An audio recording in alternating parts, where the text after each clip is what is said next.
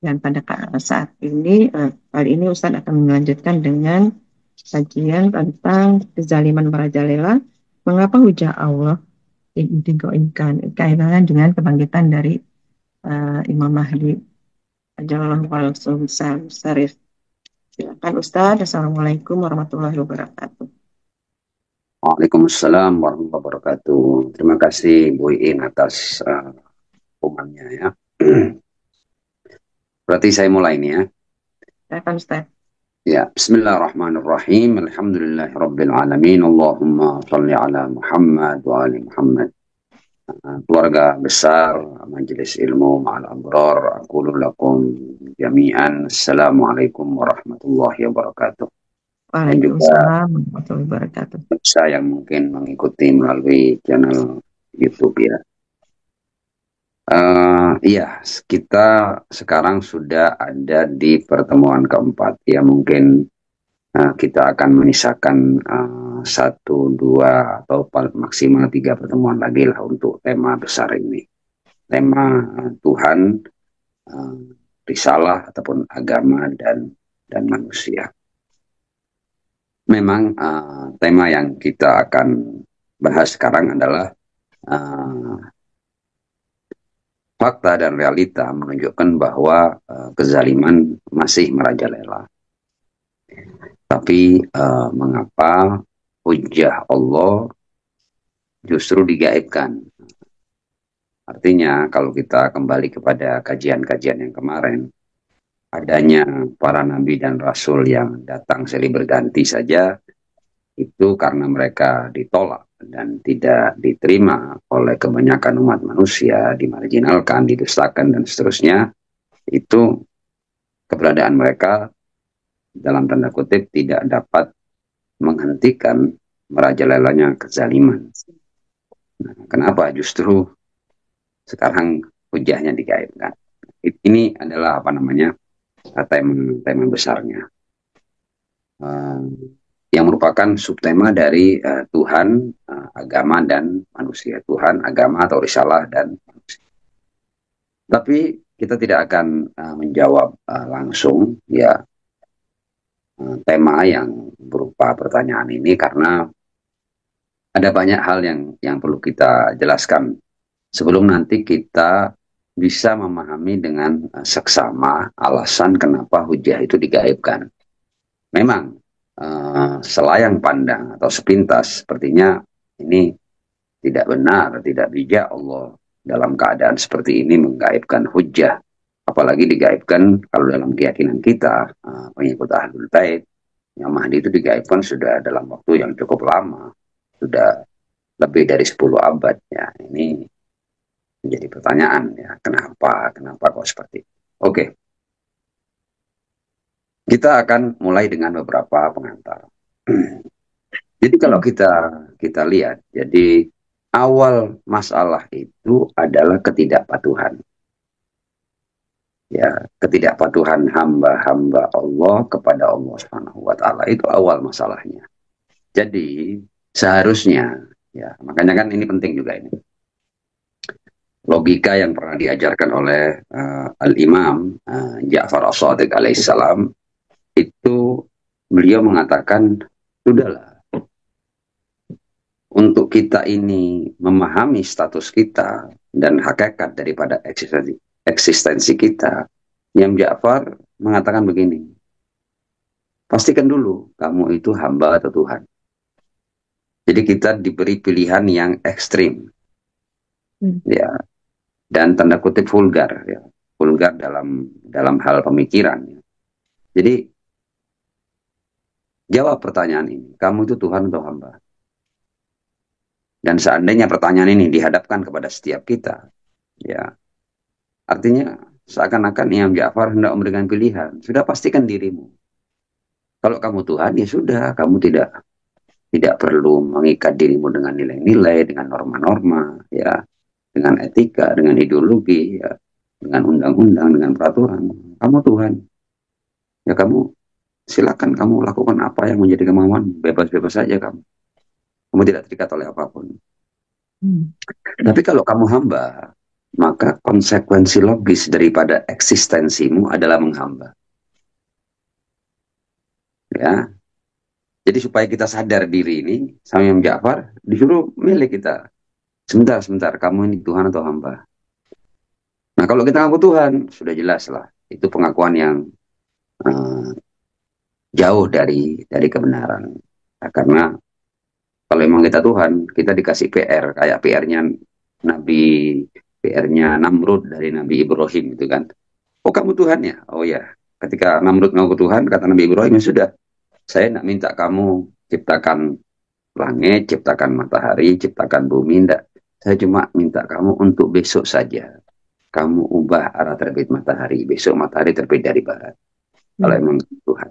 Nah, ini kan kalau bahasa Al-Quran dikatakan fabuhitalladzi kafar, yang asalnya mengaku Tuhan, mengaku berkuasa, semuanya tunduk padanya, baru dikasih satu PR kecil untuk mengubah arah terbit matahari, dia sudah tidak berdaya. Kalau bahasa Al-Qur'annya dikatakan fabuhitalladzi kafar. Seperti terbungkam mulutnya, terjahit mulutnya, tidak bisa ngomong apa-apa dia. Menyadari ketidakberdayaannya. Jadi kita kembalikan kepada diri kita. Kita ini hamba atau Tuhan. Nah, kalau kita hamba, ya kita harus menghamba. Kalau kamu tidak menghamba, seharusnya kamu Tuhan. Nah, kalau kamu bukan Tuhan, dan pastinya kamu hamba, tapi kamu tidak menghamba, loh, ini kamu keluar dari jati dirimu. Jadi jati diri setiap hamba adalah menghamba. Makanya kan ada istilah playing God, ya, karena dia ini hamba tapi sok menjadi Tuhan. Nah, saya kira cukup ini ya, gambaran di awal ini tentang Tuhan dan hamba. Nah, yang saya katakan tadi itu, jadi inti permasalahan adalah ketika hamba tidak menghamba. Jadi inti permasalahannya ketidakpatuhan. Ya, ketika makhluk-makhluk ini, baik yang dari bangsa jin maupun dari bangsa manusia ini, keluar dari jati dirinya sebagai hamba. Kok aneh kamu itu hamba, kok tidak patuh, hamba kok tidak menghamba. Jadi asal muasal masalah itu, ya terjadinya berbagai macam keburukan, itu dimulai ketika hamba mulai membangkang, mulai tidak patuh. Dari situ kemudian muncul keburukan. Kalau kita kembali kepada ayat yang kita bahas, ya, yang di dalamnya ada protes para malaikat atau pertanyaan para malaikat kan, inni ja'ilun fil ardi khalifah. Jadi Tuhan ini menetapkan wakil di muka bumi, menetapkan khalifah di muka bumi. Inni ja'ilun fil ardi khalifah. Permasalahan akan selesai semuanya, akan sebagaimana mestinya, akan damai, tentram, sejahtera, penuh keadilan, semua hak-hak diberikan kepada yang berhak. Itu kalau seandainya umat manusia dan yang ada di keberadaan ini patuh kepada khalifah. Ini, jadi Tuhan sebagai pemegang kekuasaan yang tak terbatas, yang maha segala-galanya, dia yang menentukan seorang khalifah. Inni ja'ilun fil ardi khalifah. Tapi sejak awal itu sudah ada penolakan. Penolakan pertama itu adalah dari salah seorang dari bangsa jin yang bernama iblis, ya. Iblis kan di Al-Quran dikatakan kana minal jinni fafasaqa an amri rabbi. Dia dari bangsa jin dan fasik. Fasik itu tidak patuh kepada Tuhan. Ya, jadi iblis tidak mau dia berada di bawah kepemimpinan seorang khalifatullah, yang dimaksud di sini adalah Adam alaihissalam. Ya, kalau bahasa Al-Quran, aba wastakbara wa kana minal kafirin. Dia tidak mau dan istakbara, merasa dirinya lebih hebat daripada Adam. Ya, alasan bisa macam-macam, tapi intinya ketidakpatuhan. Dia tidak mau patuh. Padahal iblis yang dari bangsa jin dan manusia pada masa-masa berikutnya, mereka semua adalah hamba. Hamba itu harusnya sam'an wa ta'ah. Apa katanya Tuhan sudah. Seandainya Tuhan nyuruh kita ikut Supriyanto mamanya, ya kita ikut Supriyanto, kita tidak ikut Adam. Ya. Jadi kita ini ikut Adam, ikut ini, ikut Ahlul Bait itu bukan urusan fanatisme, bukan urusan nasab, bukan urusan kekeluargaan, urusan kepatuhan kepada Tuhan. Siapa yang ditunjuk sama Tuhan? Jadi masalahnya di situ, masalahnya kepatuhan. Oke, ini pembahasan ini insya Allah akan semakin menarik kalau kita mau menyimaknya bersama-sama. Jadi Anda itu ketika bertuhan, ketika menghamba itu jangan setengah-setengah, harus kafah. Jadi saya cuma mau patuh pada hal-hal ini saja, tapi pada hal-hal ini saya tidak mau patuh. Anda bukan hamba, berarti Anda setengah hamba Anda. Tidak utuh Anda. Hamba seutuhnya adalah hamba yang patuh seutuhnya kepada Tuhan. Kalau kita menelusuri cerita iblis yang dari bangsa jin ini dalam keterangan-keterangan yang seperti keterangan Imam Ali di Nahjul Balaghah ini sudah 6.000 tahun beribadah bersama para malaikat. Sampai saking luar biasanya sosok iblis ini sampai dianggap bagian daripada malaikat, ya. Kita kan juga begitu kan. Kita ini kalau ada manusia yang baik banget, kita bahkan memberikan predikat, oh kalau ini orang ini malaikat, dia angel dia. Iblis itu sampai dapat predikat kayak gitu, dianggap sudah seperti malaikat, saking luar biasanya iblis ini. Ya, tapi kemudian dia jatuh dalam ketidakpatuhan. Aba wastakbara wa kana minal kafirin. Nah, dan semua permasalahan yang timbul sepanjang sejarah umat manusia sampai sekarang ini, kalau kita mau lihat akarnya adalah ketidakpatuhan. Tidak jauh-jauh. Anda ini hamba kok tidak menghamba. Anda ini bertuhan kok mengatur sendiri. Harusnya seorang hamba dan seorang yang bertuhan, dia harus selalu apa kata Tuhan. Nah, apa kata Tuhan seperti yang kita jelaskan di awal tadi, ya lewat wakil Tuhan, kecuali kalau kamu adalah wakil Tuhan. Ketika kamu menemui dirimu bukan wakil Tuhan, maka kamu ketika bertuhan, kamu harus cari mana suara Tuhan. Siapa yang membawa suara Tuhan ini? Wakil-wakilnya. Bisa seorang nabi, bisa seorang rasul, bisa seorang imam, apapun. Yang penting hujjatullah dia. Yang benar-benar merupakan perwakilan Tuhan. Nah, jadi aneh. Ya, sekarang umat manusia ini, kalau kita lihat, mayoritas umat manusia di dunia ini, bertuhan atau nggak bertuhan? Mayoritas ateis atau bertuhan? Jelas mayoritas bertuhan. Kenapa kok mayoritas bertuhan? Karena bertuhan itu fitrah. Manusia ini ketika yang kita bahas kemarin kan, man arafa nafsa faqad arafa rabbah. Jadi sebenarnya naluri kita, diri kita ini sudah tidak percaya Tuhan. Karena kita tahu bahwa kita tidak punya sumbangsi apapun. Karena ya umat manusia yang bertuhan itu banyak permasalahannya. Mereka bertuhan, tapi mereka tidak ikut ajaran Tuhan. Bertuhan tapi jalan sendiri. Ya, tidak ada artinya bertuhan itu kalau gitu. Apa bedanya Anda dengan orang yang ateis?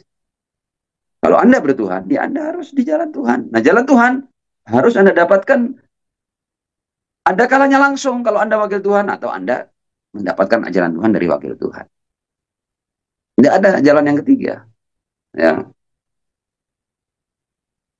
Kenapa sementara mayoritas umat manusia ini bertuhan, tapi kok hancur kehidupan penuh kezaliman? Ya karena Anda bertuhan tapi Anda tidak tunduk ya kepada Tuhan, tidak tunduk kepada wakil Tuhan. Anda jalan sendiri, ngarang sendiri, menunjuk pemimpin sendiri,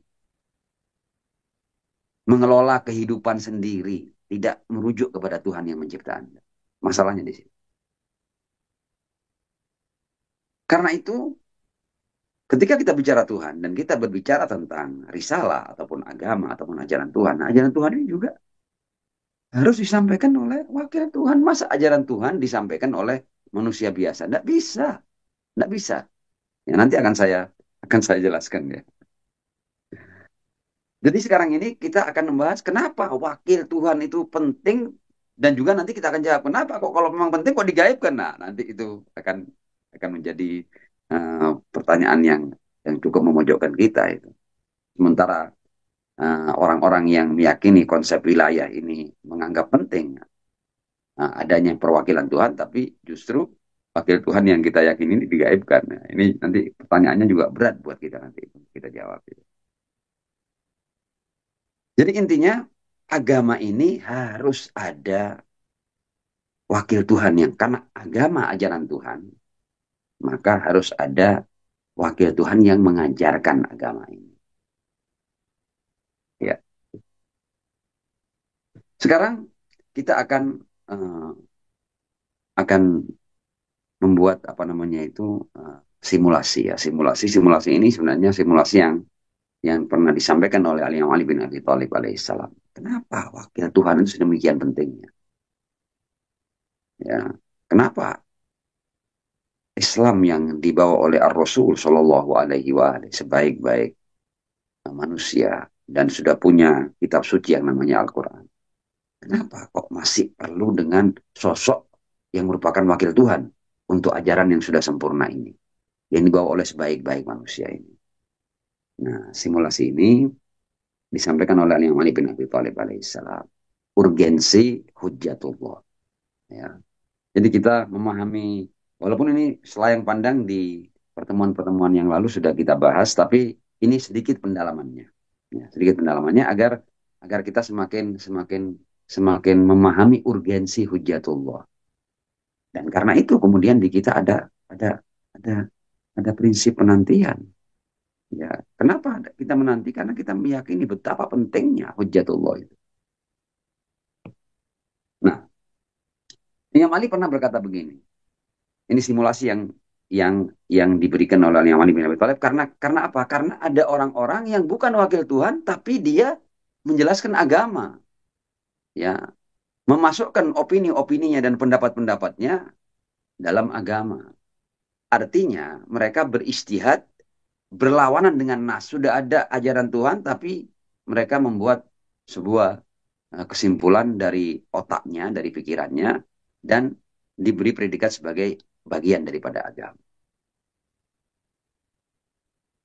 Jadi intervensi non-wakil Tuhan pada ajaran Tuhan. Rusak, jadi agamanya rusak. Kita lihat ini. Imam Ali ketika mengecam ya orang-orang yang kalau dalam bahasa Arab ahlur ra'i ya, orang yang memasukkan opininya ya dalam agama. Itu seperti ini. Kata Imam Ali, dan ini bisa kita pahami dengan sederhana. Dan insya Allah ini juga semakin menguatkan keyakinan kita terhadap imamah ahlul bait dan imamah manusia-manusia suci.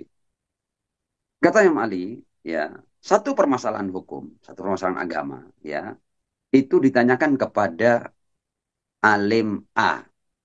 Jawabannya adalah A. Masalah yang sama, ya, bukan masalah lain ya, masalah yang sama ditanyakan kepada alim B. Bagaimana hukumnya? Hukumnya sudah berbeda dengan yang pertama, hukumnya B. Masalah yang sama ini dibawa ke alim C, hukumnya jadi C. Ya, dan begitulah seterusnya. Ya, satu permasalahan ditanyakan kepada orang-orang yang mendapatkan predikat ulama ini atau ahlul ra'i ini, ahli fatwa ini. Ya, tapi jawabannya berbeda-beda. Permasalahannya satu. Kasus hukumnya satu. Merujuk ke ulama A, jawabannya A, B, B, C, C, D, D, dan seterusnya. Kemudian ketika akhirnya orang yang bertanya ini bingung loh, kok satu masalah ini saya merujuk ke A, jawabannya A, ke B, B, ke C, C, ke D, D. Lalu yang benar yang mana ini? Ketika dia bertanya kepada alim yang lain mengatakan, oh semuanya benar. Jadi kalau yang A itu jawab A itu alasannya begini. Yang B jawab B itu alasannya begini. Kalau yang C jawab itu alasannya begini. Oh jadi benar semuanya. La haula wala quwata illa billah. Satu masalah ya dijawab dengan jawaban yang berbeda-beda, hukum yang berbeda-beda, kemudian dalam rangka menyelamatkan semua para ulama itu semuanya itu benar. Nah, yang Ali kemudian ya ini kalau yang mau mengkaji nanti ini ada dalam khutbah Imam Ali di Nahjul Balagha yang nomor 18. Ya, nanti silakan dikaji. Saya hanya menjelaskan secara praktis. Nah, kemudian kata Imam Ali, lu kok bisa begitu? Ini pendalilan Imam Ali. Padahal Wa ilahuhum wahid, Tuhannya satu. Wa nabiyuhum wahid, nabinya satu. Wa kitabuhum wahid, dan kitab sucinya satu. Kok bisa? Tuhannya satu, nabinya satu, kitab sucinya satu. Satu permasalahan bisa keluar berbagai macam kesimpulan, berbagai macam hukum. Ini kasusnya ya. Ada kejadian yang seperti ini dan sampai sekarang kalau kejadian seperti itu. Makanya kan kita lihat dalam satu hal itu fatwanya bisa macam-macam ya. Dalam setiap kasus pasti ada berapa pendapat para ulama. Kalau menurut imam ini begini, kalau menurut imamnya ini begini, ini lain-lain ya. Jadi ini kan kita punya masalah dalam beragama ini ya. Nah, yang Malik kemudian memberikan logika seperti ini, pendalilan seperti ini. Afa amarahumullahu subhanahu bil ikhtilafi fa'ata'uhu. Apakah katanya Malik, Tuhan itu memang memerintahkan kita ini berselisih ya dalam hukumnya. Jadi kalau ada satu masalah, hukumnya jangan satu, kamu harus beda-beda hukumnya. Apakah ada perintah begitu dari Tuhan? Saya Malik dibuat apa namanya itu apa ya opsi-opsinya, jadi kemungkinan-kemungkinannya. Apakah terhadap kenyataan tadi ya? Apakah memang Tuhan memerintahkan ya umat ini untuk berselisih dalam hukum fa'ata'uhu, dan karena ada perintah dari Tuhan disuruh perintahnya dari Tuhan berselisih lah maka mereka taat ya berarti benar. Apakah begitu? Ya tentu tidak begitulah. Perintahnya malah wa'tasimu bihablillahi jami'an wa la tafarraqu, kita disuruh berpegang teguh pada tali Allah, jangan berpecah belah, kan begitu kan. Jadi tidak mungkin ada perintah dari Tuhan berselisih lah, berikhtilaf lah, tidak ada, bersatulah ada. Oke. Jadi kemungkinan yang pertama tertolak. Kemungkinan yang kedua, amnahahum anhu fa'asohu. Kemungkinan keduanya, apakah memang Tuhan melarang kita berselisih dalam hal hukum agama? Dan kenyataannya umat melanggar perintah larangan Allah itu, dilarang jangan berikhtilaf dalam hal hukum, kemudian mereka melanggarnya. Selanjutnya katanya Mali, am anzalallahu subhanahu dinan naqison fasta'ana bihi mala itmame. Apakah Allah menurunkan agama ini kurang, tidak sempurna agama ini, sehingga Allah meminta bantuan kepada para ulama itu untuk menyempurnakan agamanya? Apakah begini maksudnya? Karena itu kan rokyu, pendapat-pendapat, opini-opini para ulama itu seakan-akan agama ini kurang dan kemudian perlu ditambahi oleh opini mereka. Apakah Allah menurunkan agama kurang? Sehingga Allah minta bantuan mereka, pendapat-pendapat mereka untuk menyempurnakan agamanya? Ini jelas tertolak di Al-Quran. Al-yawma akmaltu lakum dinakum wa atmamtu alaikum ni'mati wa raditu lakumul islam madina. Agama sudah sempurna, tidak ada yang kurang dalam agama ini. Jadi tidak perlu opini ulama untuk menyempurnakan agama. Agama sudah sempurna. Kemudian, amkanu syuraka'a lahu falahum ayyakulu wa alaihi ayyardo. Atau enggak? Ulama-ulama ahli ra'yu itu adalah sekutu-sekutu Tuhan. Sehingga mereka bebas menyimpulkan apa saja dan Tuhan harus rela terhadap kesimpulan mereka. Apakah mereka sekutu Tuhan?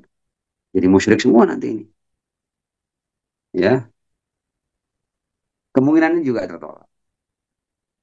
Kemungkinan yang terakhir katanya Mali, am anzalallahu subhanahu dinan taman faqassara rasul sallallahu alaihi wa alihi an tablighi wa adai. Kemungkinan yang terakhir adalah Tuhan menurunkan agama sempurna, tapi Rasul yang mengurangi, yang tidak sempurna menyampaikan agama ini. Rasul tidak sempurna dalam bertabligh dan tidak sempurna dalam melakukan ada terhadap agama ini.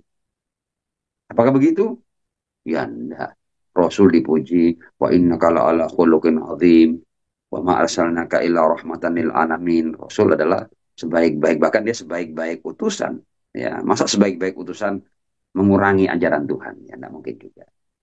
Jadi semua kenyataan, semua kemungkinan tadi tertolak, dan kemudian Imam Ali memberikan penjelasan seperti ini berdasarkan ayat Al-Quran. Wallahu subhanahu yaqul, Allah sudah berkata di Al-Quran, ma farratna fil kitabi min syai'. Di Al-Quran ini tidak ada yang kami lewatkan, semuanya ada di Al-Quran. Tapi untuk memahami semua hal di Al-Quran harus orang-orang Tuhan. Kalau orang biasa paham aja enggak, beda pendapat pasti. paham belum tentu, beda pendapat pasti. Dan perbedaan pendapat itu muaranya adalah karena mereka tidak paham persis apa maksudnya. Kalau mereka paham persis maksudnya, tidak mungkin terjadi perbedaan pendapat. Ya, kata Imam Ali, ma farrat di Al-Quran ya, wallah subhanahu yaqul, kata Imam Ali. Allah di Al-Quran berkata, ma farratna fil kitabi min syai'. Di Al-Quran tidak ada satupun yang kami lewatkan. Tapi untuk memahami segala sesuatu di Al-Quran harus orang-orang tertentu. Karena ada kan, tidak tahu takwilnya kecuali illallah warrasihuna fil ilm. Ya, harus ada orang-orang itu. Kemudian di Al-Quran juga dikatakan wa fihi tibyanu kulli syai'. Di Al-Quran ada penjelasan atas segala sesuatu. Jadi tidak ada yang terlewat. Ada semuanya di Al-Quran. Sempurna sudah. Kemudian wa dzakara annal kitaba yusaddiqu ba'duhu ba'dan. Al-Quran ini satu bagiannya membenarkan bagian yang lain. Satu ayatnya membenarkan. Tidak mungkin ada pertentangan antara satu ayat dengan ayat yang lain. Tidak mungkin ada kontradiksi antara satu ayat dengan ayat yang lain. Ya, jadi kalau orang merujuk ke Al-Quran dan outputnya adalah ikhtilaf, berarti pasti ada yang bukan dari Al-Quran. Atau semuanya bukan dari Al-Quran. Karena output daripada kitab yang di dalamnya tidak ada pertentangan dan kontradiksi adalah satu kebenaran. Bukan banyak kebenaran. Ya. Wa dzakara annal kitaba yusaddiqu ba'duhu ba'dha. Al-Quran ini setiap bagiannya akan membenarkan bagian yang lain. Wa annahu la ikhtilafa fi. Dalam Al-Quran tidak ada pertentangan, tidak ada kontradiksi. Dan ini juga ditegaskan dalam firman Allah, walau kana min indi ghairillah lawajadu fihi ikhtilafan katsiran. Saya baca ini ayat Al-Quran. Ini juga disampaikan oleh Yaman. Seandainya Alkitab ini, Al-Quran ini bukan dari Allah, maka akan ada banyak pertentangan dan kontradiksi di antara ayat-ayatnya. Karena dari Allah, maka tidak ada ikhtilaf. Nah, kalau orang merujuk ke Al-Quran, kemudian outputnya ikhtilaf, berarti ini outputnya keliru. Tinggal, kalau begitu, berarti harus ada orang-orang yang mampu mendapatkan output dari Al-Quran seperti Al-Quran. Yang tidak ada pertentangan. Al-Quran yang tidak ada ikhtilaf, outputnya harus tidak ada ikhtilaf. Tidak ada pertentangan. Aneh kan, orang merujuk kepada sesuatu yang tidak ada pertentangan, kemudian outputnya pertentangan. Berarti ini ya outputnya yang salah. Outputnya tidak benar. Ada yang tidak Qurani outputnya itu. Kalau tidak semua tidak Qurani. Oke, saya kira dari keterangan tadi ini, kita sudah mulai memahami atau semakin memahami urgensi insan ilahi dalam menjelaskan ajaran ilahi.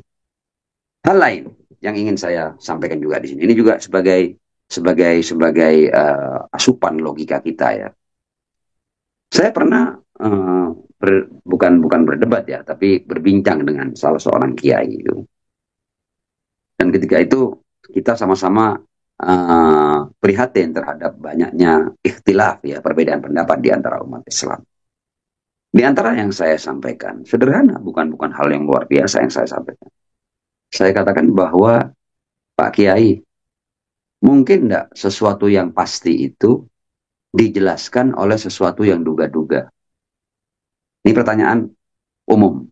Mungkin enggak sesuatu yang pasti dijelaskan dengan sesuatu yang sifatnya mesti duga-duga? Ya enggak bisa, enggak kuat. Ya, penjelasnya ini kalah kuat dengan kepastian ini.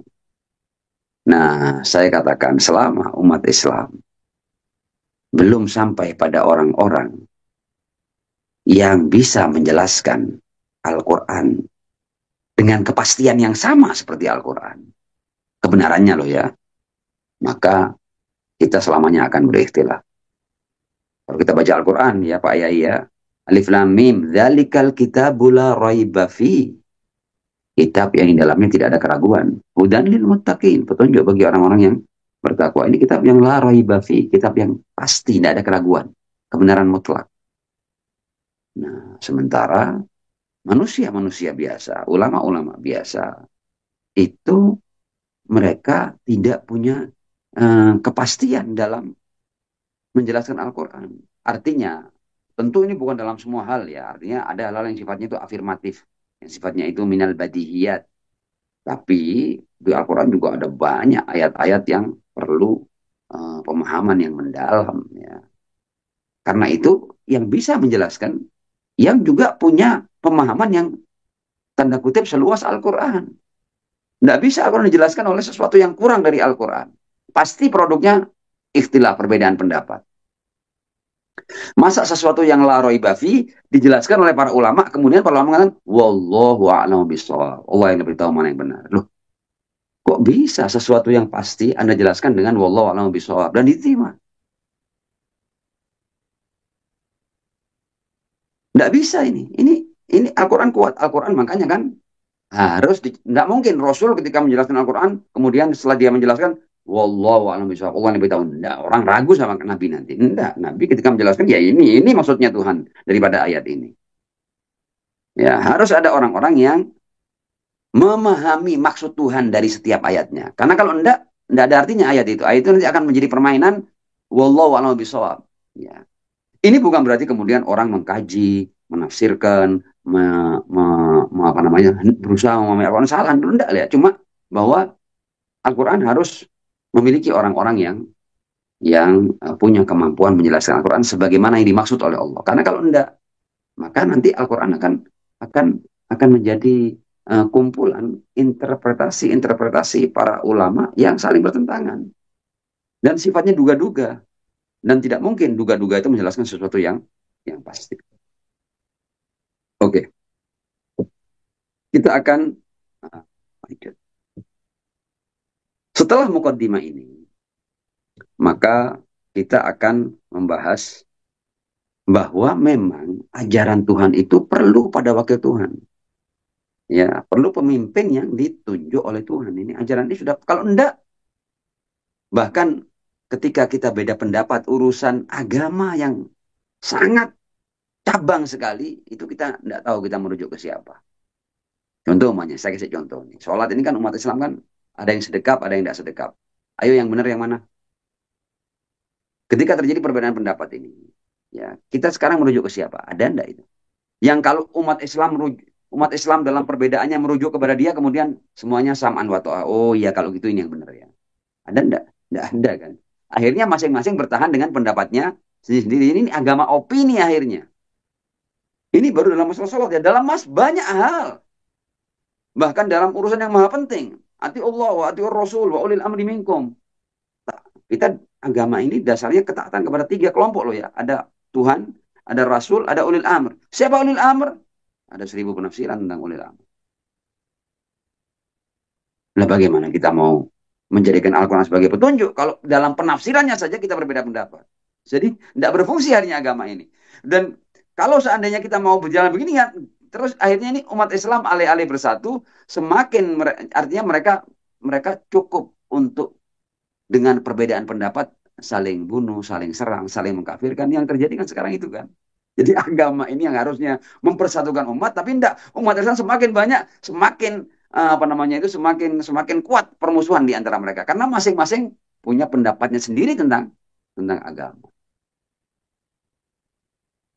Jadi agama ketika berubah menjadi opini-opini ya manusia-manusia biasa, ya ini jadinya agama alih-alih menjadi pemersatu malah menjadi sumber perpecahan, sumber pertumpahan darah. Dan silakan baca sejarah ya, umat Islam yang terbunuh karena urusan madhab ini lebih banyak daripada umat Islam yang terbunuh ketika mereka berperang dengan musuh-musuhnya. Jadi agama ini sudah cukup canggih untuk menghancurkan umat Islam dari dalam karena urusan perbedaan. Lah kenapa perbedaan terjadi? Karena tidak ada pemimpin, tidak ada rujukan kebenaran. Mereka tidak mengenal siapa wakil Tuhan. Yang kalau kita berbeda pendapat kita merujuk kepadanya. Tidak kenal ini. Ketika ini dibuang, ini yang saya istilahkan agama Islam sejak awal sudah dikebiri. Ya, dikebiri. Apa yang dikebiri? Mereka menegasikan wakil Tuhan. Jadi pasca Rasul sudah tidak ada insan ilahi. Kalau gitu apa? Ya semuanya menjadi perwakilan Tuhan. Semuanya berhak berbicara tentang agama. Produknya ya perbedaan pendapat yang sudah melahirkan ribuan versi agama Islam ini. Nah, jadi sekali lagi, jadi realitanya agama ini perlu dengan insan ilahi. Risalah Tuhan ya perlu dengan insan ilahi. Nggak bisa risalah Tuhan berjalan tanpa insan ilahi. Akhirnya bukan menjadi risalah Tuhan, menjadi risalah manusia biasa akhirnya. Menjadi pendapat-pendapat dan opini-opini manusia, bukan agama lagi sudah. Diberi label agama, tapi sudah bukan agama, pendapat. Karena pendapatnya A beda dengan B, B beda dengan C, dan begitulah seterusnya.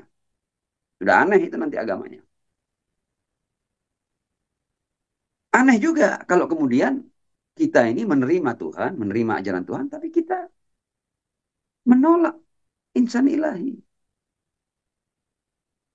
Loh, Anda tuh kalau mau terima Tuhan, ya terima ajarannya. Kalau Anda mau terima ajarannya, Anda harus terima juga siapa yang paling tahu tentang ajarannya ini, yang nggak mungkin salah ketika menjelaskan ajarannya. Karena kalau nggak ada itu, ya berarti ajaran Tuhan nggak ada, berarti kalau sama dengan nggak ada kalau gitu. Oke,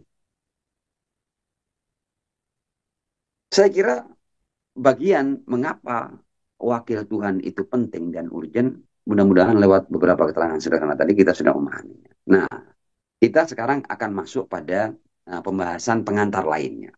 Ya, ini bagian kedua ini kalau saya berhasil apa namanya itu menjelaskan dalam waktu yang tersisa, saya kira cukup pengantar yang kedua ini. Sementara kita punya permasalahan seperti yang di atas tadi itu, ya fenomena dan realita bahwa banyak orang-orang yang percaya Tuhan tapi uh, tidak mengenal wakil Tuhan, ya, atau tidak menerima wakil Tuhan, apapun lah itu istilahnya. Selain itu, kemudian juga ada unsur setan. Ya, setan ini uh, supaya saya apa namanya itu bisa menjelaskan ya, supaya kita kan punya istilah, ada makhluk itu malaikat, ada jin, ada iblis, ada manusia, ya, kemudian ada syaitan. Nah, ini supaya kita tidak apa namanya itu tidak rancu. Saya akan memberikan penjelasan yang sederhana tentang perbedaan-perbedaannya. Tuhan kita paham siapa Tuhan, tanda kutip ya. Kemudian manusia kita paham siapa manusia. Jin setidaknya kita juga paham siapa jin. Kemudian iblis, iblis itu adalah uh, satu sosok dari bangsa jin. Seperti kalau kita kenal Rasulullah. Rasulullah satu sosok dari Muhammad bin Abdullah, satu sosok dari manusia. Musa, satu sosok dari manusia. Isa, satu sosok dari manusia alaihi wassalam. Ifrit, ya, ada iblis, ada ifrit, itu satu sosok dari bangsa jin. Ya. Sosok yang berbeda ini. Iblis sosok sendiri, ifrit sosok sendiri. Itu nama sosok dari bangsa jin. Jadi iblis-iblis itu satu sosok sebenarnya. Apakah mereka punya pengikut? Punya. Ya, sebagaimana Rasulullah satu sosok, tapi pengikutnya kan banyak kan. Umat Muhammad banyak, umat iblis juga banyak, umat ifrit juga banyak. Sebagaimana umat Musa, umat Isa juga banyak. Nah, kemudian dari bangsa jin dan manusia ini ada yang solihin, ya, ada yang tolihin, ada yang baik, soleh, ya, percaya kepada Tuhan, taat, patuh, menghamba, ada yang tolihin, ada yang tidak baik, ada yang tidak soleh, ada yang pelaku kejahatan, pelaku kemungkaran, pelaku maksiat, dan seterusnya. Orang-orang yang melakukan maksiat, ya, itu yang level yang sederhana, maksiat-maksiat personal, ya. Ya, seseorang melanggar ajaran Tuhan dan efeknya untuk dirinya.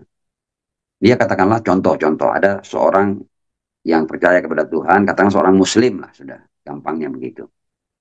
Tapi dia punya kebiasaan minum hal-hal yang memabukkan. Tapi dia tidak ajak-ajak orang. Dia cuma tahu ini sudah kelemahan saya, ini dosa saya. Saya sudah kecanduan dan dia bermaksiat. Apakah benar? Ya salah, tapi kesalahan personal. Dan dia pun ketika mau mabuk, dia juga di kamar dikunci supaya kalau dia mabuk nanti dia tidak mengganggu orang lain. Orang yang tidak mau sholat semuanya. Ya, ini jenis maksiat-maksiat yang levelnya itu personal dan efeknya juga ke person dia. Jadi maksiat ini dia tidak membahayakan orang lain, dia membahayakan dirinya. Nah, keburukan-keburukan dan maksiat-maksiat yang merusak orang lain, pelakunya disebut dengan syaiton.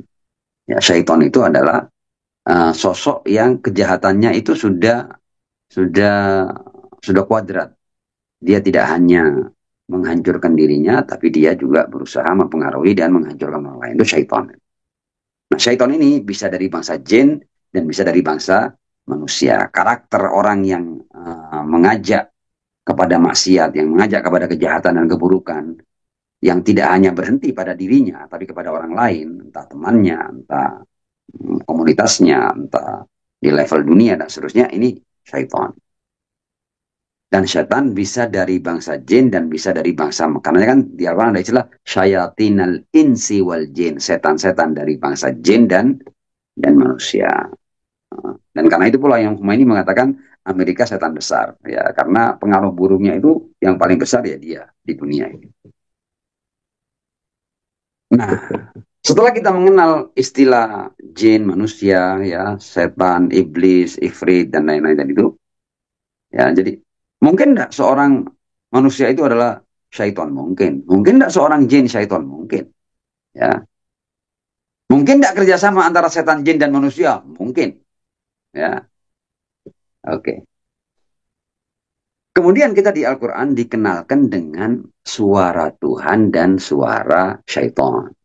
Suara syaitan ini bisa dari bangsa jin dan bisa dari bangsa manusia. Dan ada suara Tuhan. Suara Tuhan, Tuhan itu selalu menyuarakan kebaikan, keadilan, persamaan, ya, kemudian kebenaran, persatuan, ya, perdamaian, dan lain sebagainya. Itu pokoknya yang baik-baik suara Tuhan. Dan utamanya suara Tuhan itu adalah wa'tasimu bihablillahi jami'an wala tafarraqu. Hai umat manusia, kalian ini supaya tidak terombang-ambing ke kanan kiri, berpegangan dengan tali Allah. Tali Allah ini maksudnya ya wakil-wakil Tuhan ini.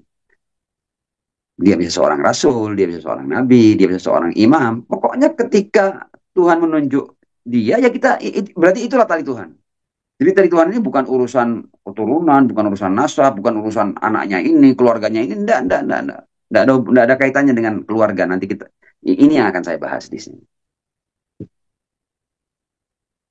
Nah, ya, jadi suara Tuhan itu adalah kita diminta untuk berpegang teguh pada tali Allah. Wah, artinya kalau umat manusia, baik dari atau bangsa jin dan manusia, kalau berpegang pada tali Allah, maka mereka akan hidup dalam ketentraman, kesejahteraan, keadilan, seterusnya. Semua hal yang baik akan ada di situ. Makanya suara Tuhan, wa'tasimu bihablillahi jami'an wala. Jangan sampai kamu dipecah-pecah. Jangan sampai kamu berseteru, jangan sampai kamu bermusuhan. Nah, nanti kita lihat suara setannya apa. Suara setan di Al-Quran. Jadi kan saya bacakan suara Tuhan di Al-Quran. Wa'tasimu bihablillah. Berpegang teguh kepada tali Allah. Jadi berpegang teguh pada Tuhan, pada wakil Tuhan. Sementara suara setan, nah ini yang bahasan kita akan semakin mendalam di sini. Kita lihat ya. Setan itu di Al-Quran suaranya fokus di sini. Innama yuridu syaitan ayyuqi'a bainakumul adawata wal baghdha. Yang saya baca ini Al-Quran. Innama itu kan fokus ini. Jadi hanya ini tugas setannya, tugas utamanya itu ini. Dan pakai fi'il mudhari'. Artinya tidak pernah berhenti setan melakukan ini. Setan itu ya baik dari bangsa jin dan manusia, innama yuridu syaitan ayyuqi'a, untuk memastikan bainakum di antara kalian al-adawah, permusuhan, wal baghdha, dan saling benci. Jadi ketika Tuhan ingin hamba-hambanya itu bersatu dan berpegang pada tali Allah, yaitu wakil Tuhan, setan berusaha untuk memutus tali yang menghubungkan umat manusia dengan wakil Tuhan itu.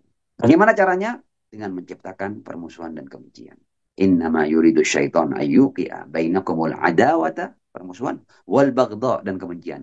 Jadi diciptakan permusuhan untuk kemudian ketika permusuhan terjadi maka kebencian juga akan terjadi. Dan ketika sudah bermusuhan dan saling benci, mereka tidak akan pernah bisa bersatu di bawah tali Tuhan.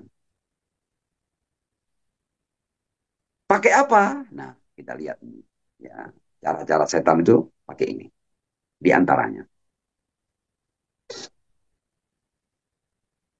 Fakta dan realita lain tentang manusia itu ada di surat Al-Hujurat ayat ke-13 ya, ketika Allah berkata, ya ayyuhan nas, ya wahai umat manusia, inna khalaqnakum min dzakarin wa untha.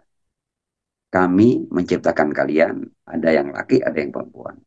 Nah, setan ini, urusan laki dan perempuan ini sudah dimainkan. Karena setan melihat, oh ternyata manusia ada laki, ada perempuan ya. Ada gender yang berbeda ya. Setan untuk gender ini sudah menciptakan banyak permusuhan. Ya. Bagaimana nanti mereka menganggap bahwa gender laki lebih unggul daripada gender perempuan. Sehingga orang laki itu punya hak untuk mendominasi, menzalimi perempuan dan lain sebagainya. Nanti yang perempuan juga dikenalkan dengan apa namanya itu nilai-nilai tertentu sehingga mereka juga tidak mau kalah. Pokoknya urusan gender ini sudah digunakan oleh setan untuk menciptakan berbagai macam malapetaka di antara umat manusia. Ya, laki-laki dan wanita ini setan sudah mampu ya menggunakan gender ini untuk menciptakan permusuhan dan kebencian di antara umat manusia dengan segala permasalahan ya, ya mereka yang punya kajian sosiologis terkait gender ini akan tahu apa saja masalah yang terjadi antara laki-laki dan wanita. Ya, mulai pelecehan, macam-macam lah. Ya, kekerasan. Ini bukan hanya laki kepada perempuan, bisa perempuan kepada laki. Pokoknya intinya perbedaan gender ini setan cukup memainkannya dengan cantik untuk menciptakan berbagai macam permasalahan.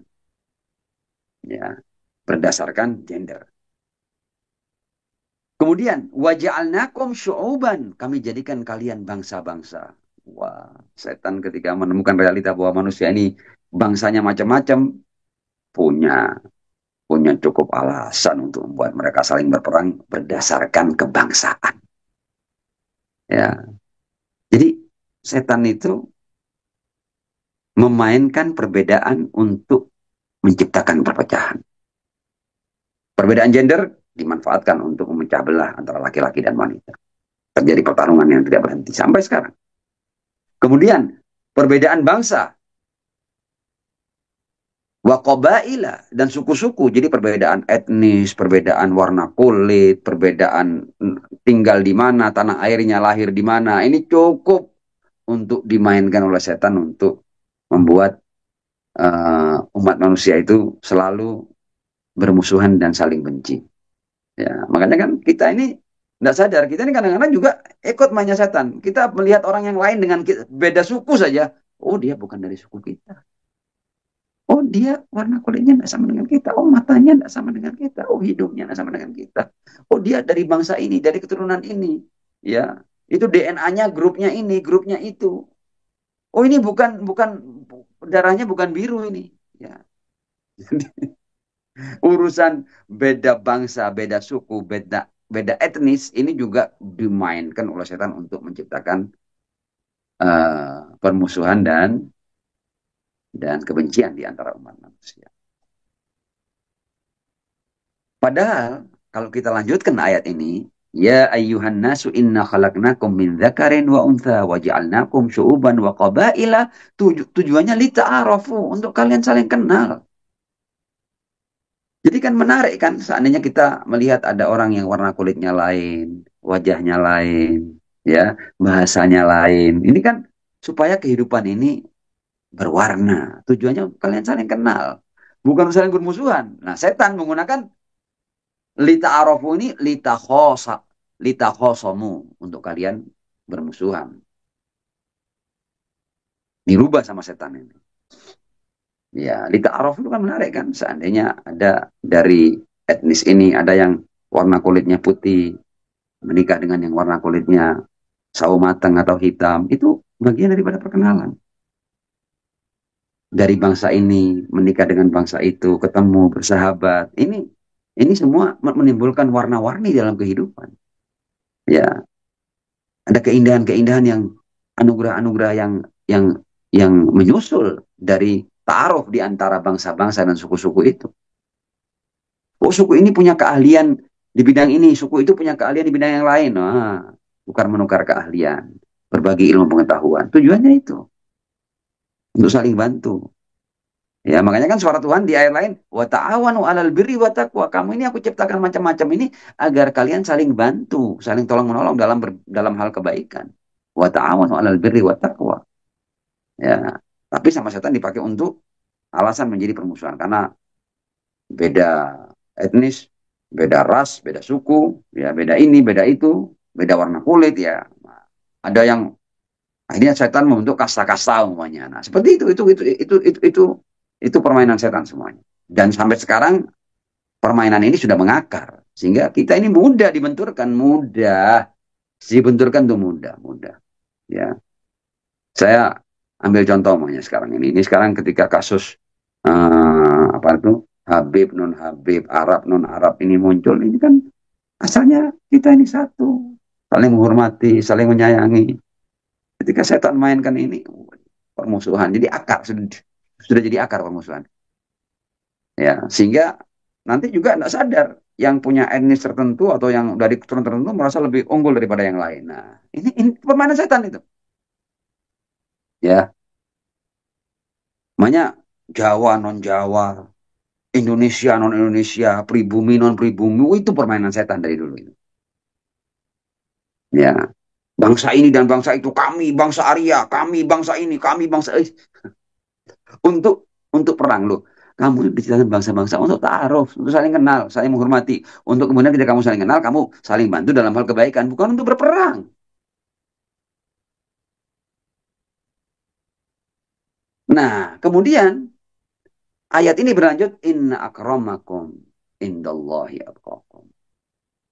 Yang paling mulia di antara kalian adalah yang paling bertakwa, yang paling menghamba kembali kepada. Jadi Anda dari suku apapun, Anda bisa menjadi yang paling bertakwa. Anda dari etnis apapun, dari warna kulit apapun, Anda bisa menjadi yang paling menghamba. Inna akramakum indallahi atqakum. Jadi Anda jangan masalahkan sukunya, rasnya, warna kulitnya, bahasanya, jangan masalahkan itu hal-hal yang sifatnya aksesoris itu memang Tuhan menciptakan seperti itu beda-beda. Jadi kalian jangan merasa yang hitam merasa lebih kuat daripada yang putih merasa lebih kuat daripada yang hitam, atau bangsa ini merasa lebih hebat dari bangsa yang lain. Jangan. Masing-masing kalian punya kelebihan, dan kalau kalian manusia dan benar-benar manusia, kalian harus saling bantu, saling kenal dan saling bantu. Itu baru manusia. Inna akramakum indallahi atqakum. Nah, berbagai macam kezaliman yang terjadi ini semua dikarenakan umat manusia itu ikut permainan setan, mengabaikan suara Tuhan dan mengamini suara setan. Setan tadi mengatakan nama innama yuridu syaiton ayyuqi'a bainakumul adawata wal baghdha. Ya. Jadi setan itu memanfaatkan perbedaan untuk menciptakan permusuhan dan saling benci. Saya katakan tidak usah urusan etnis, tidak usah urusan suku, tidak usah urusan agama, tidak usah urusan yang tentang tanah air, bangsa, terlalu besar itu. Saya katakan urusan dua supporter sepak bola. Boleh jadi agamanya sama, etnisnya sama, sukunya sama, bahasanya sama, ya. Tapi setan hanya karena ada sekelompok ini mensupport tim A dan sekelompok yang lain mensupport tim B, urusan ya mensupport sebuah tim sepak bola ini bisa menciptakan ketegangan. Kan kita melihat kan ada supporter-supporter yang sudah diberi nama khusus. Ini namanya ini namanya ini. Kalau ketemu di jalan sudah kayak ketemu antara musuh bebuyutan, sudah bisa saling bunuh, saling menghancurkan, saling bakar. Ya. Jadi semua dimanfaatkan oleh setan untuk menciptakan permusuhan. Nah, setelah ini ada pembahasan yang lebih mendalam lagi, tapi saya kira waktu sudah cukup ya, sampai sekian. Insya Allah kita akan lanjut pembahasan tetap dengan judul ini, tapi di bagian yang keduanya insya Allah.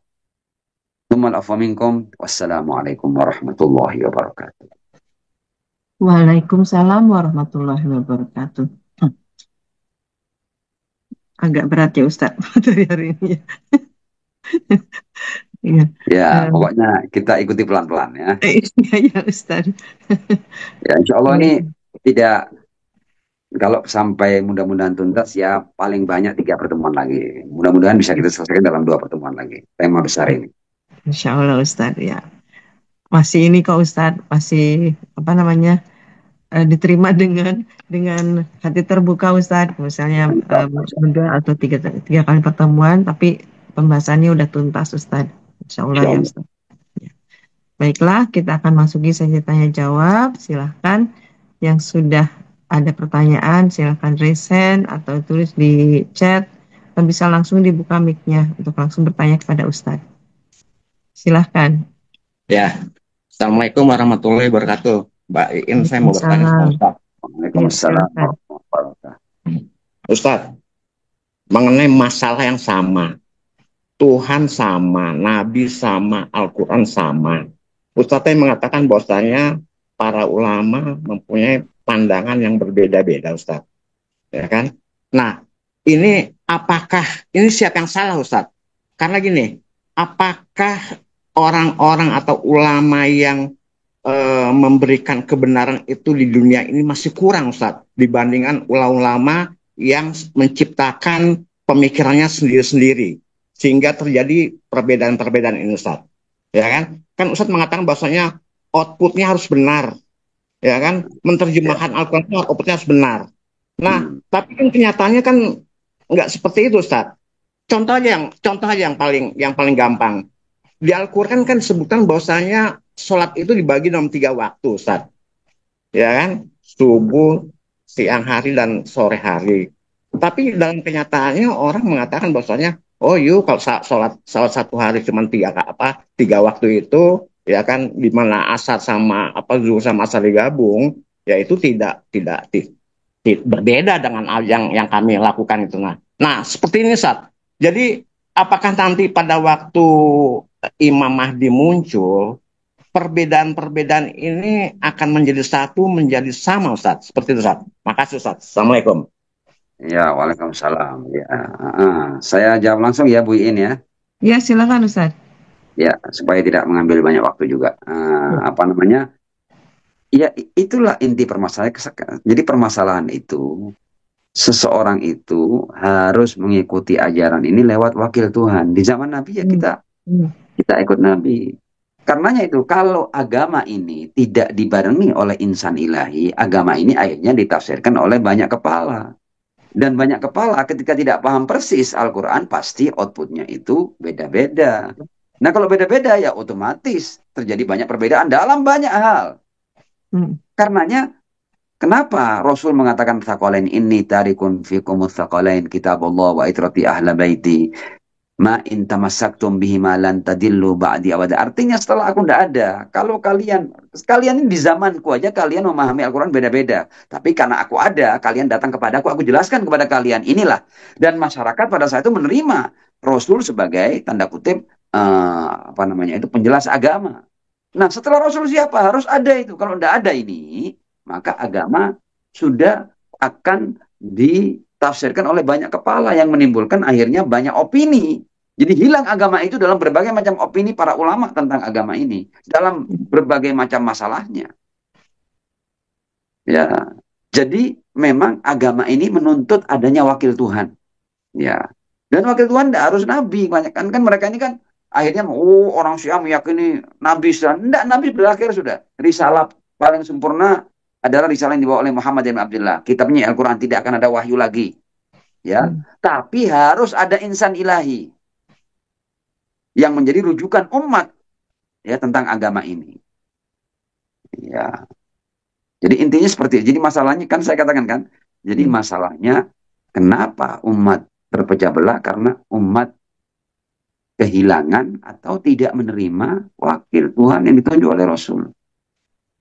Ya, itu pembahasannya di akidah ya. Tapi ini kan kita sedang apa namanya, membuka bahwa permasalahannya di sini, bahkan ketika tidak ada wakil Tuhan kita terpecah belah, bahkan dalam memahami agama kita terpecah-pecah. Jadi kita tidak mungkin bersatu ketika kita tidak punya rujukan kebenaran, tidak punya insan ilahi. Ya, silakan yang lain. Iya, Ustaz.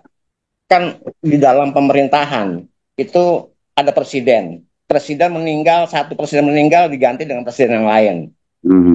Kedutaan Ustaz. Nah, sekarang kita, alhamdulillah, kita sebagai pencinta Rasulullah dan keluarganya, Rasulullah wafat, ada pengganti dalam hal membimbing agama. Nah, apakah saudara-saudara kita, Ustaz, setelah Rasulullah wafat, itu mereka kehilangan pembimbing agama? Sehingga itulah terjadi perbedaan-perbedaan yang sampai saat ini terjadi, Ustaz. Seperti itu, Ustaz, ya? Ya.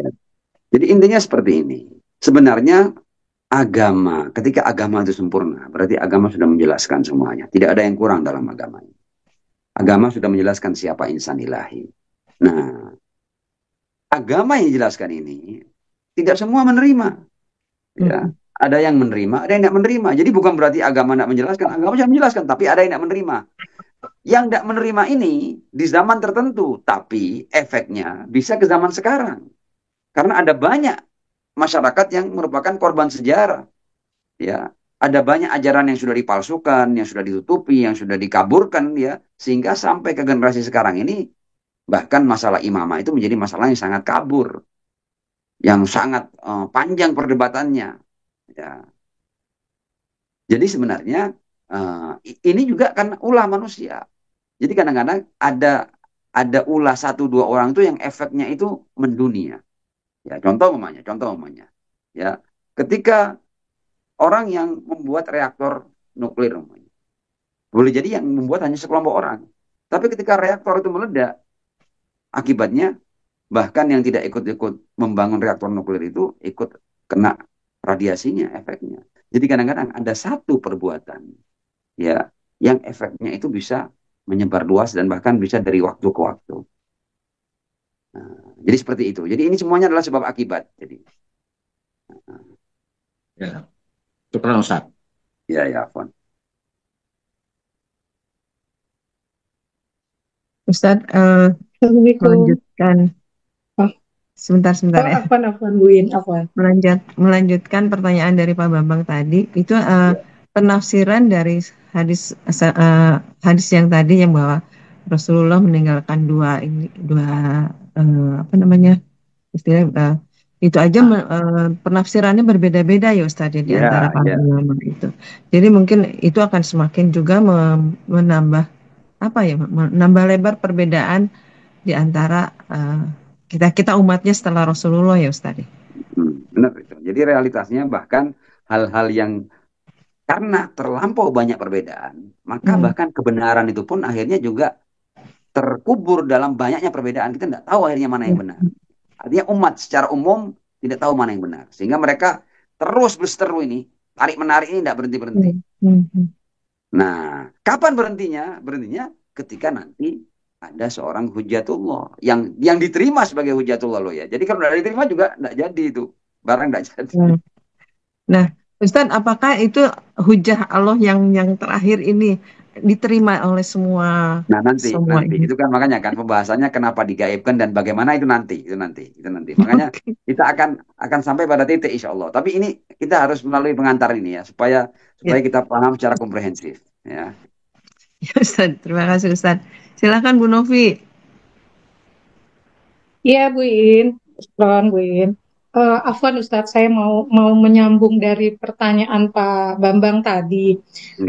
Kalau begitu artinya manusia saat ini tidak bisa disalahkan secara mutlak ya Ustadz ya, karena kan bisa dikatakan bahwa kita ini kan adalah bukan korban tapi efek dari contohnya kita beragama banyaknya kan secara keturunan begitu ya. Nah, apa yang kita dapat selama ini banyaknya kan sudah kita ketahui, sudah kita ini dari sekolah, dari orang tua ataupun dari ulama-ulama yang pada saat kita terima kita tidak tahu itu. Pokoknya kita tahu itu adalah agama. Bagaimana benarnya, bagaimana itu agama tersebut sudah dipelesetkan, kita juga Allahu alam. Seperti itu ya Ustadz ya. Nah, jadi banyak sekali sekarang ulama-ulama kita sendiri juga bikin tafsir. Nah, jadi bagaimana ya Ustadz ya? Apakah di masa ini manusia ini tidak bisa dipersalahkan secara mutlak, tapi apa ya? Maksud saya karena kita ini jadinya seperti korban gitu loh, bahwa dari pembelajaran yang dahulu, ulama-ulama yang dahulu yang tidak menerima, tapi kemudian menjabarkan kepada kita bahwa inilah yang benar dengan versinya masing-masing gitu. Oke. Nah, saya dapat jawaban yang sederhana sekarang ini ya dari keterangan Ibu tadi. Memang ini pertanyaan yang klasik ya, tapi kita berusaha mencari jawaban yang mudah dipahami orang, yang tidak diperdebatkan lagi. Begini sudah. Saya kan seringkali berkata bahwa kita ini perlu jujur. Jujur itu akan mengantar kita pada kebenaran. Kalau kita tidak jujur dan sok, maka ini yang akan menghalang-halangi kita sampai ada kebenaran. Sekarang saya mau tanya, ada enggak manusia sekarang ini ya, ulama. Ada enggak ulama yang mengatakan saya memahami semua Al-Quran? Ada enggak orang mengatakan saya punya ilmu yang cukup luas sehingga saya paham seluruh Al-Quran dengan benar? Ada enggak ulama yang berani berkata begitu? Enggak ada kan? Nggak ada kan? Nah, sekarang menyatakan seperti itu tidak ada, tapi gayanya seperti itu. Oh, nah, lain nanti. Ini kan jawaban supaya kita sampai pada kejujuran. Jadi kita menjawab itu, kita jawab dengan hal-hal yang tidak bisa mereka ingkari. Sekarang ini para ulama itu mengatakan bahwa kami tidak punya penguasaan yang sempurna tentang Al-Quran. Semua ulama begitu. Bahkan dalam setiap tafsiran mereka juga sudah ngaku itu, jujur para ulama. Ketika habis menafsirkan, menyimpulkan, wallahu a'lamu bishawab. Allah yang lebih tahu. Berarti kan mereka mengatakan bahwa belum tentu kesimpulan saya ini benar kan? Oke? Nah, sekarang saya tanya. Ada enggak orang yang memahami Al-Quran secara sempurna? Kalau enggak ada, buat apa kitab ini diturunkan? Kalau yang memahami hanya orang-orang yang pemahamannya terbatas. Jadi kan aneh kan, kita ini percaya kepada Al-Quran, tapi kita tidak tahu siapa yang bisa menjelaskan Al-Quran secara sempurna yang pasti benar. Kita tidak kenal itu.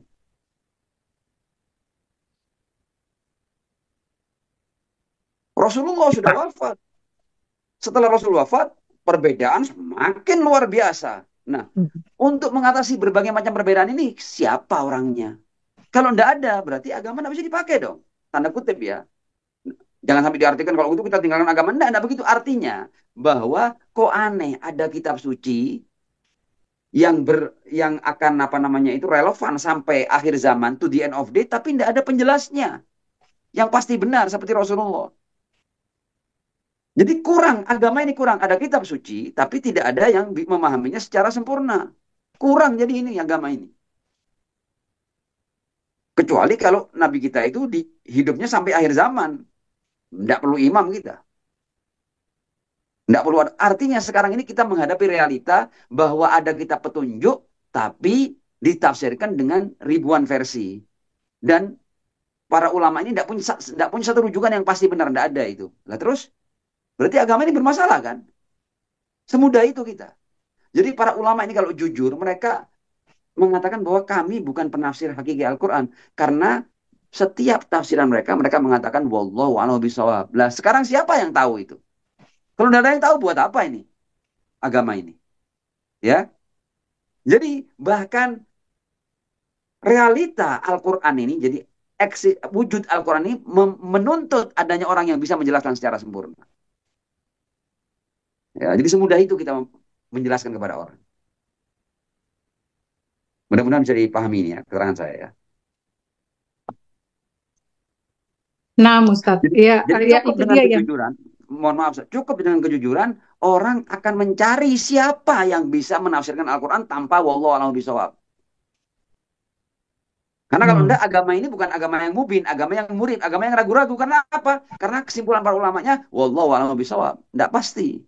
Makanya saya katakan sesuatu yang pasti enggak bisa dijelaskan oleh sesuatu yang ragu-ragu, yang duga-duga. Nah, Al-Quran sebagai kepastian menuntut adanya penjelas yang pasti juga. Sudah enggak pakai dalil, pakai logika sudah ini sudah. Oke.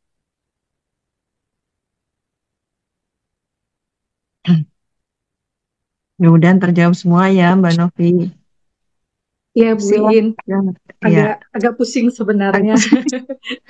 Makanya materi Mungkin kali karena ini baru setengah perjalanan ya, karena baru setengah perjalanan. Itu dia yang jadi pertanyaan bahwa kita ini masing-masing masih harus mencari gitu. Nah, itu dia untuk mencari yang benar, mencari yang ulama yang bisa kita pegang sebagai pembawa kita ke kebenaran. Itu yang kita butuhkan saat ini kali. Seperti itu ya, Ustaz ya. Yang hendak saya sampaikan adalah kenyataan bahwa kitab suci yang namanya Al-Quran, yang mukjizat ini, yang Allah jaga dengan cara yang unik sehingga tidak bisa ditambahi, tidak bisa dikurangi kitab ini sendiri menuntut adanya penjelas yang pasti. Sementara para ulama sekarang ini semua mengatakan tidak punya kepastian, sehingga harus ada orang ini. Karena sekarang ini umat manusia tinggal sampai pada kesadaran ini bahwa ternyata kitab ini perlu ulama yang pasti ya. Itu loh. Nah, sementara kalau ini kan kita sedang menjelaskan, sementara satu-satunya ajaran, ya, satu-satunya madhab lah ya, dalam agama ini yang memastikan adanya orang yang punya kemampuan untuk menjelaskan Al-Quran secara sempurna hanyalah mengikut Ahlul Bait. Karena mereka meyakini adanya orang-orang suci pasca Rasul. Nah, jadi memang Al-Quran ini menuntut manusia suci. Sebagaimana Al-Quran suci, ini harus makanya kan ada ayat la yamassuhu illal mutahharun. Al-Quran tidak bisa disentuh, tidak bisa dijelaskan kecuali oleh orang-orang suci. Karena ini suci, penjelasannya juga harus suci.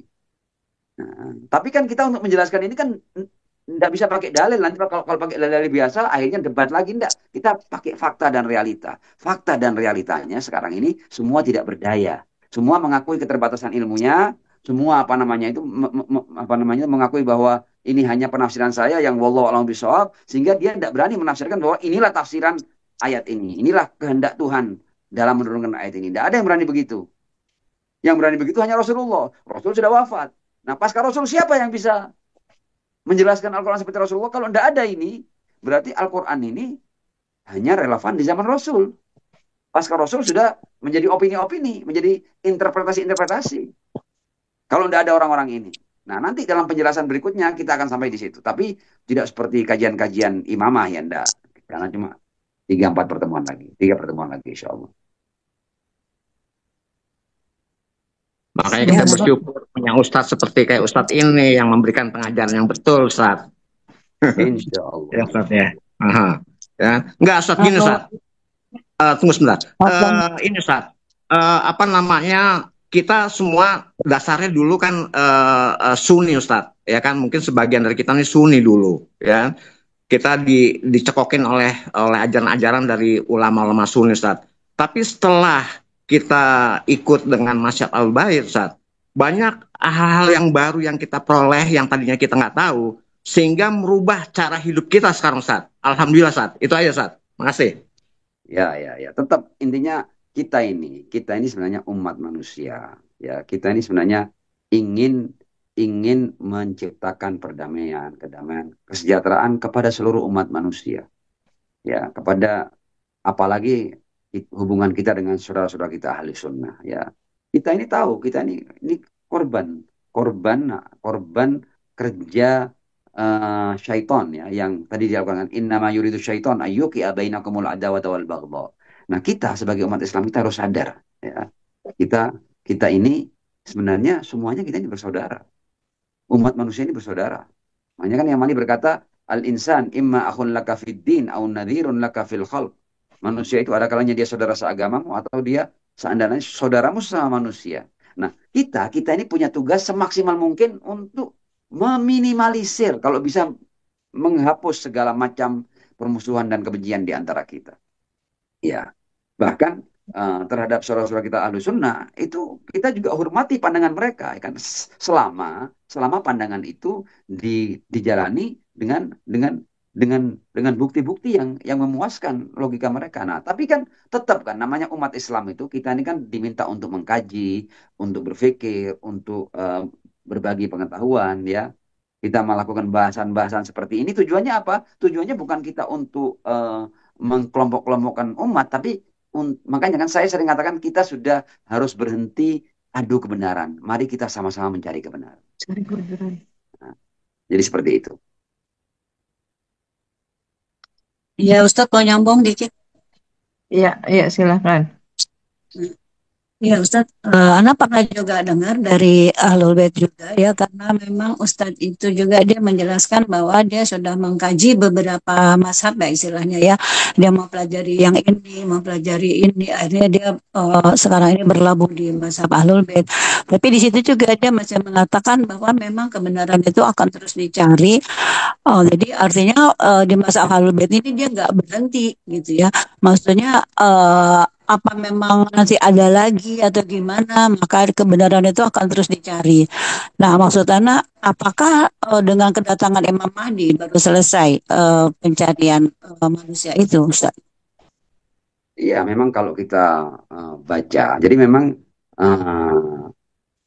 masalah Tuhan, risalah, ya, agama, dan umat manusia itu semuanya akan selesai pada perwakilan Tuhan.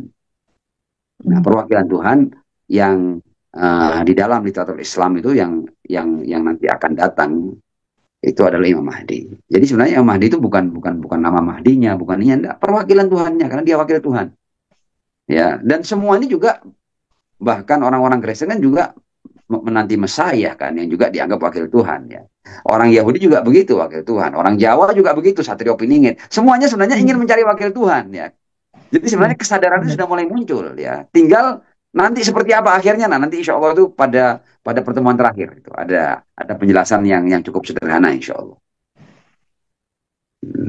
Jadi sekarang ini kalau kita berbicara Tuhan dan risalah Tuhan ataupun agama, kita mau dan kaitannya dengan manusia, mau tidak mau risalah Tuhan ini harus include dengan wakil Tuhannya. Seperti itu. Gimana Bu Eva? Sudah terjawab ya insya Allah ya? Iya, berarti kita semua harus terus aja belajar untuk tidak berhenti di sini ya Ustaz. Benar, kita ini harus lepas dari semua fanatisme, bahkan hal-hal yang sudah kita anggap benar ini, kalau akhirnya, jadi kan saya katakan kan kejujuran dan ketulusan. Jadi kita ini harus jujur. Kalau kita sudah tahu kebenaran di A, ya kita pilih A. Meskipun kebenaran ini merugikan kita, memojokkan kita, ya kepentingan kita hilang dengan tidak apa-apa kebenaran ini. Jujur dan tulus pada kebenaran. Bukan menang-menangan, bukan fanatisme, bukan unggul-unggulan, ya bukan. Kejujuran, tulus dan jujur pada kebenaran. Dan Tuhan hanya menuntut apa yang kita pahami. Jadi nanti kita tidak usah takut. Lah kalau nanti yang saya pilih salah, enggak. Tuhan minta kejujuranmu. Kalau kamu sudah jujur, tulus mencari kebenaran, dan kamu temukan di A, Tuhan akan apresiasi itu. La yukallifullahu nafsan illa wus'aha. Meskipun nanti dalam skala yang universal itu Tuhan juga punya agenda, nanti akan kita bahas di akhir. Ustadz, meskipun udah azan, tapi ini ada satu pertanyaan lagi mungkin Ustadz, itu ada Mbak Feti yang sudah terakhir ya supaya ya dikit Ustadz, boleh ya Ustadz Afwan. Silakan Mbak Feti. Ya Ustadz, bagi pengikut mazhab Ahlul Bait ya sudah sangat meyakini kan tadi masalah risalah Tuhan dengan perwakilannya. Saat ini kan kenyataannya gaib ya Ustadz ya, wakil Tuhannya kan Ustadz.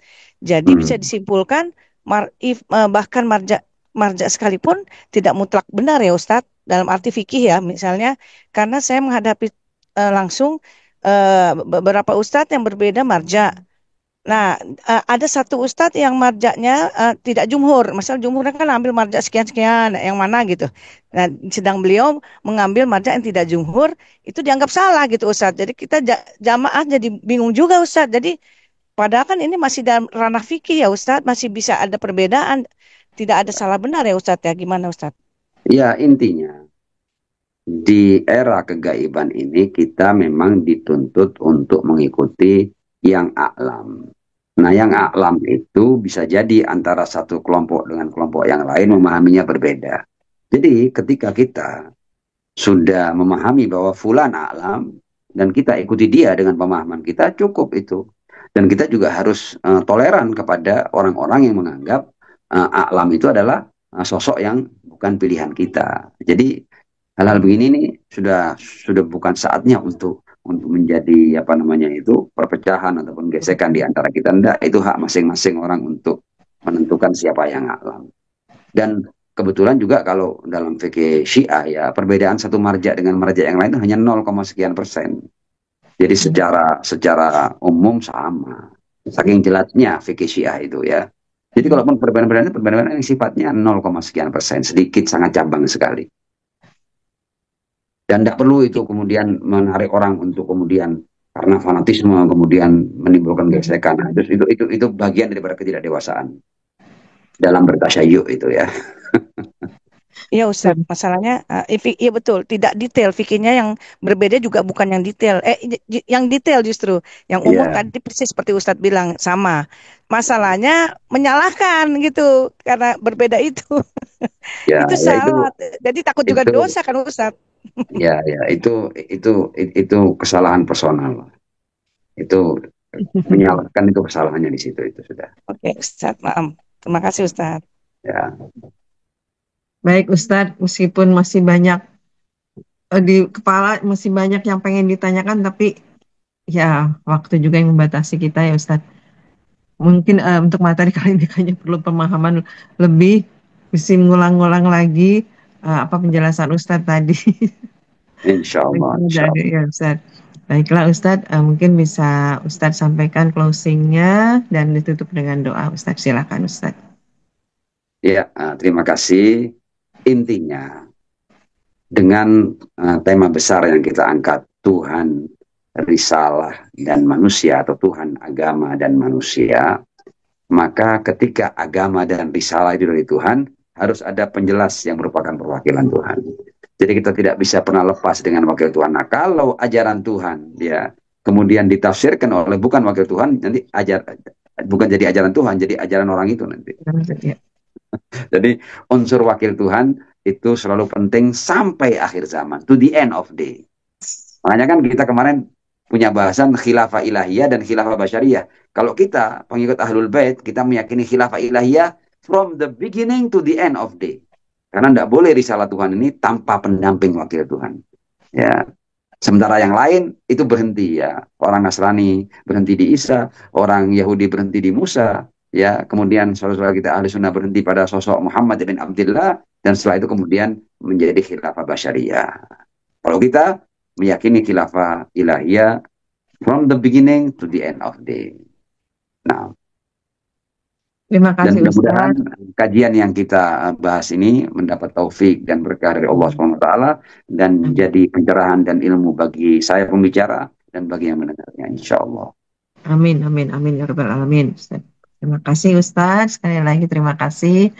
Juga terima kasih pada jamaah semuanya yang sudah hadir. Terima kasih Mas Paski yang sudah membantu kelancaran pelaksanaan kajian hari ini. Insya Allah kita akan ketemu lagi Kamis depan jam 10 lagi ya Ustaz, insya Allah. Insya Allah. Kita semuanya diberikan kesehatan sehingga bisa terus mengikuti kajian dari Majelis Ilmu Ma'al Abror. Mohon maaf lahir batin atas ketidaksempurnaan dalam kajian hari ini. Assalamualaikum warahmatullahi wabarakatuh. Waalaikumsalam warahmatullahi wabarakatuh.